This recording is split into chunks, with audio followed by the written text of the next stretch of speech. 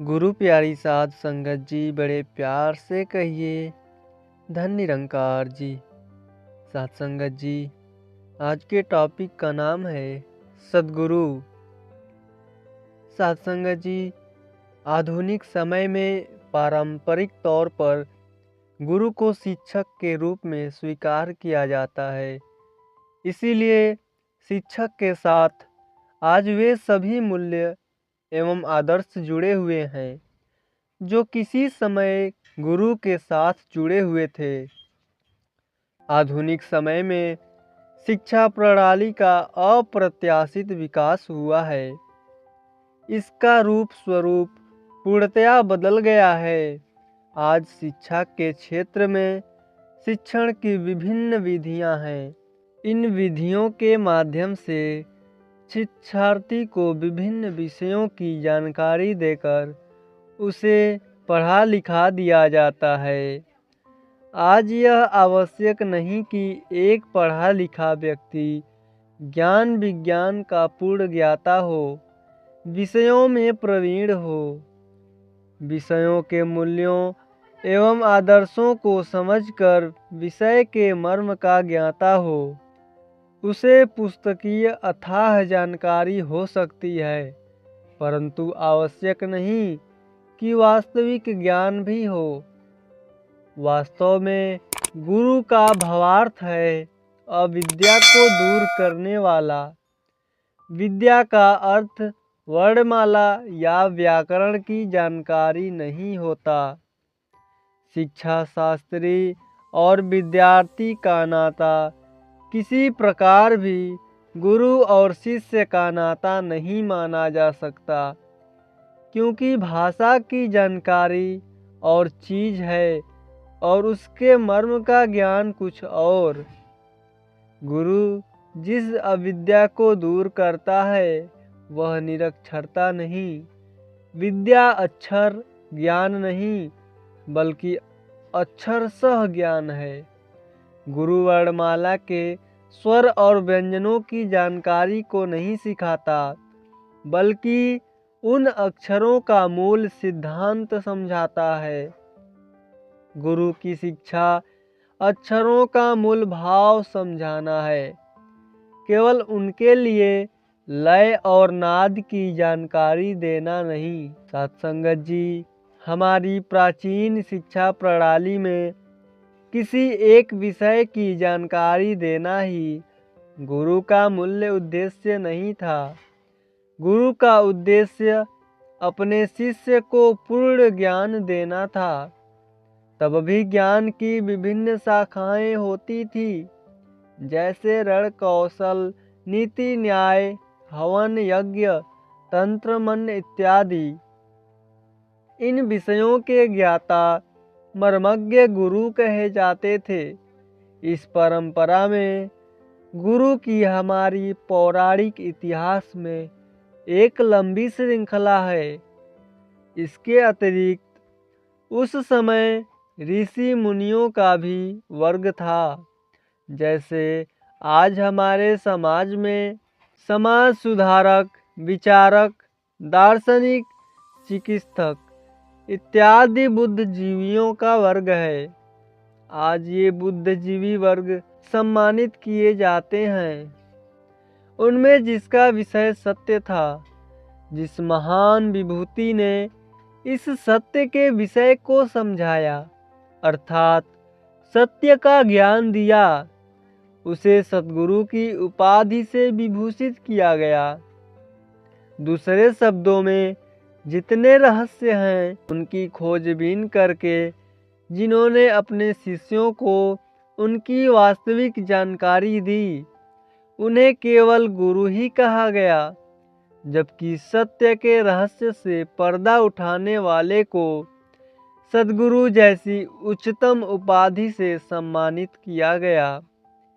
इसकी गहराई में जाने पर हमें लगता है कि शायद इसका कारण यह था कि जो गुरु रहस्यों की छानबीन करके उनकी वास्तविकता को जानना चाहते थे, वे सभी मूल सत्य के ही जिज्ञासु थे।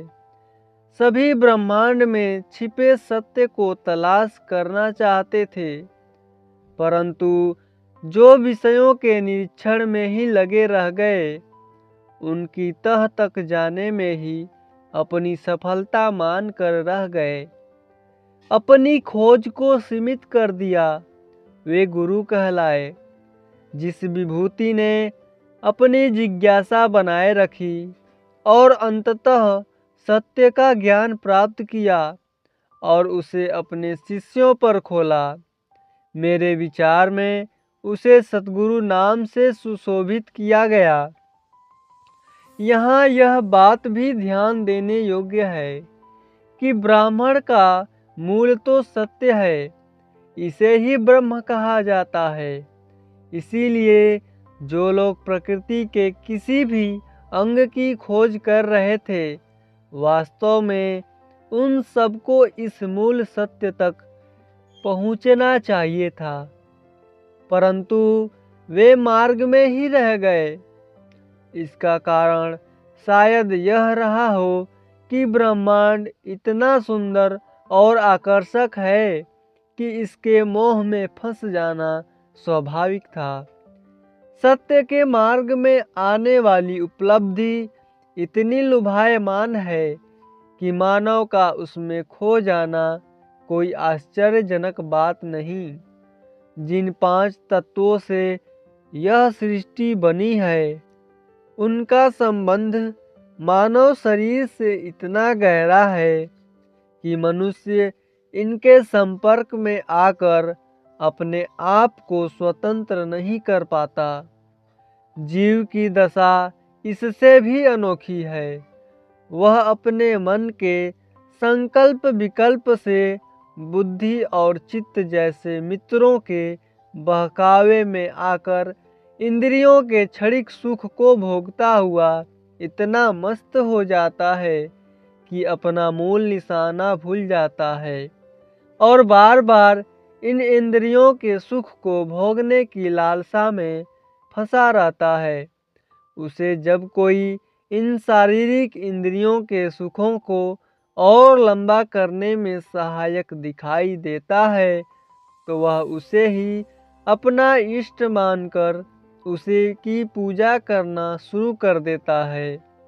साथ संगत जी, जिस विभूति ने यह याद रखा कि यह प्रकृति ही जब नाशवान है, तो इसके किसी अंश का सदा रहना किस तरह संभव हो सकता है, उस महापुरुष ने अपनी खोज जारी रखी। ब्रह्मांड में व्यापक ऊर्जा का रहस्य जानने का प्रयास बराबर बनाए रखा। ऐसे ज्ञानी पुरुष के अपने कथन के अनुसार जब वह सृष्टि की हर चीज अर्थात जड़ और चेतन पदार्थों की नश्वरता का अनुभव करता गया और नेति यह भी नहीं देखता गया, तो अचानक उसे लगा कि उसका जीव थक गया और उसके पीछे छिपी चेतना सत्ता उजागर होकर सामने आ गई। इसे उसने परमात्मा का नाम दिया। इस ज्ञान ने उसे प्रफुल्लित कर दिया कि वह एक ऐसी सत्ता का ज्ञाता हो गया जो स्वयंभू है। जब उसने अनुभव किया कि यह शक्ति अर्थात परमात्मा निराकार है, तब उसने जाना कि जड़ चेतन स्थूल सूक्ष्म दृश्य अदृश्य आकार सहित या आकार रहित सब कुछ इसी का विस्तार है। उसने जाना कि आत्मा परमात्मा का अंश है। उसे अनुभूति हुई कि यदि अंश अपने कुल से जुड़ा है, तो वह उतना ही विस्तृत है जितना कुल। इस सत्य को पाकर वह आनंद विभोर हो गया। प्रकृति के क्षणिक सुख क्षीण हो गए और उसे परम आनंद की उपलब्धि हो गई। उसने जाना कि सृष्टिकर्ता का आदि और अंत नहीं है, यह स्वयं है, निराकार है, पूर्ण आनंद है, अजर अमर है, एक रस है, इसीलिए यही सत्य है। इस अनुभूति के बाद उसने घोषणा की कि इस सत्य निराकार की अनुभूति हो सकती है। इस सत्य ईश्वर की अनुभूति कराने वाला सद्गुरु होता है। आत्मा और परमात्मा के अटूट संबंध की जानकारी देने वाला ब्रह्म विद्या शास्त्री सद्गुरु होता है। सदैव अमर रहने वाली सत्ता का बोध कराने वाला ही सद्गुरु होता है।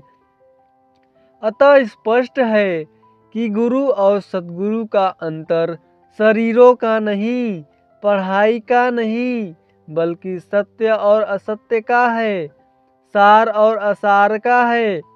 समस्त अंतरों को समाप्त करके अंतर आत्मा में परमात्मा का एकीकरण करने वाला केवल सद्गुरु होता है और बाह्य चराचर जगत के विषयों की जानकारी देने वाला गुरु होता है।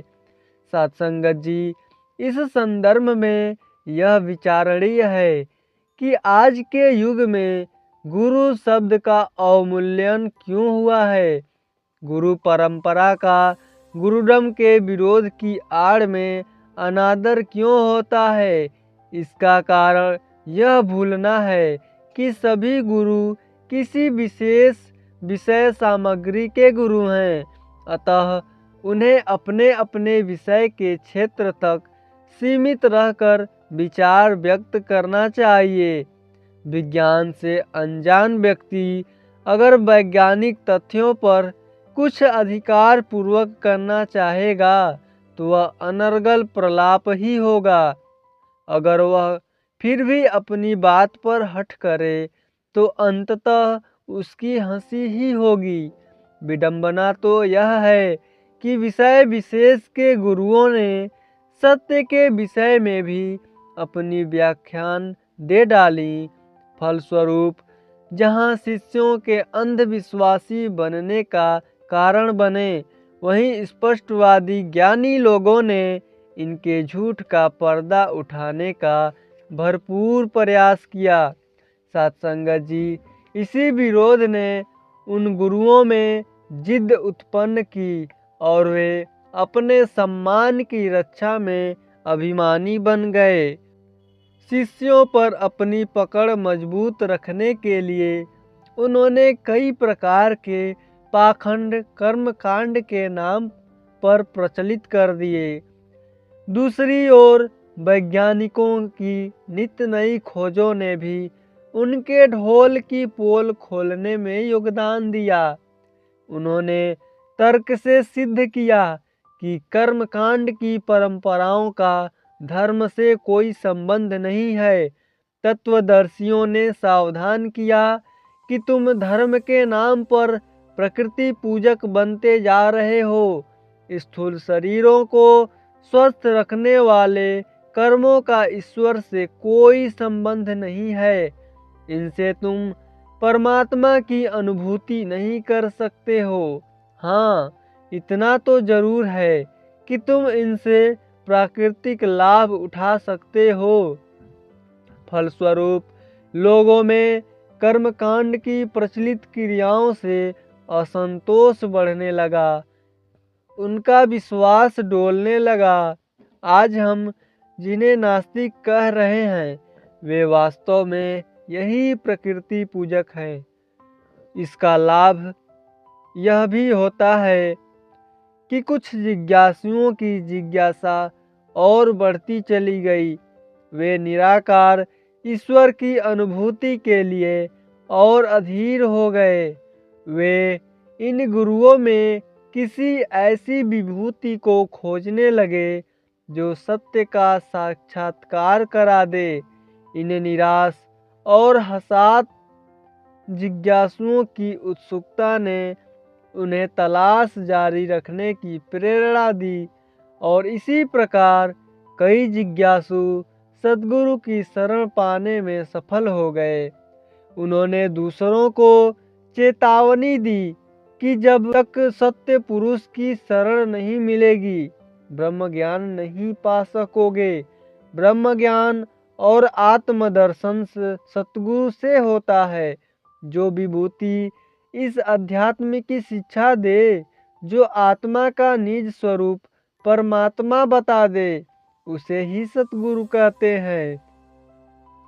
यहाँ यह भी समझ लिया जाए कि सतगुरु शरीर नहीं, गुरु उस शरीर से प्रभावित होने वाले सत्य ज्ञान का नाम और संदेश है। जिस प्रकार शरीर की वास्तविकता हाथ पांव कान नाक आदि नहीं, बल्कि यह चेतन सत्ता है जो इन्हें क्रियाशील बनाती है, उसी प्रकार सद्गुरु शरीर नहीं, बल्कि सत्य का वह ज्ञान है जो उस शरीर के माध्यम से प्रवाहित होता है। इस दृष्टि से सद्गुरु सत्य स्वरूप है, निराकार है। ब्रह्म दर्शन से आत्म दर्शन के विषय में तत्वदर्शियों का मत है कि आत्मा और परमात्मा एक ही सत्ता के दो नाम हैं और उसका कारण भी जीव का भ्रम है। ये दोनों न कभी अलग हो सकते हैं और न हैं। इसी बात की जानकारी ही ज्ञान है और इस भ्रम का बना रहना अज्ञान या अविद्या है। सद्गुरु इसी भ्रम को दूर करते हैं।